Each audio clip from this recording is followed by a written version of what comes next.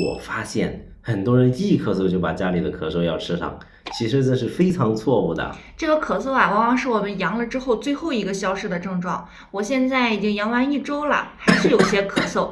其实咳嗽是我们一种自我保护的反应，绝对不是一咳嗽就吃药止咳就行了。新冠导致的咳嗽可以分为3种情况，处理方式各不相同。我们先说第一种，一般出现在最开始的时候，也就是开始阳的前3天，大多数就是干咳。当呼吸道受到这个病毒的攻击之后，黏膜屏障功能受损了，这个时候还没有大量的开始分泌粘液和坏死组织，主要就是刺激性干咳。如果呀咳嗽剧烈影响生活，尤其还有咽痛，每次咳嗽都像刀割一样，这个嗓子干疼，这个时候什么蜂蜜煮水呀、橘子煮水呀、按压穴位止咳呀，都可以试一试。不行的话呢，还可以服用比较强力的镇咳药，比如右美沙芬或者是带可待因成分的止咳药。但是，一旦开始有痰了，就不建议用这些药了啊。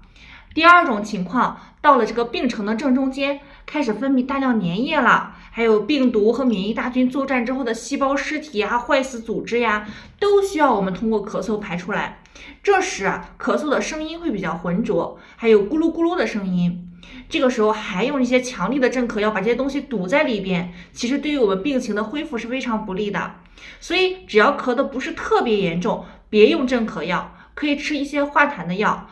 比如那个安宁派肠溶胶囊，还有某某斯坦，都可以把这个气管的粘液稀释一下，更容易咳出来。这个阶段一定要多喝水，也有利于排痰。另外啊，很多老年人和幼儿的膈肌不够有力气，没力气咳嗽，那需要我们帮他们拍痰，就是呀，用手控成这种空心的形式，从下往上拍，这样拍，等这个痰排的差不多好了，病也就好了。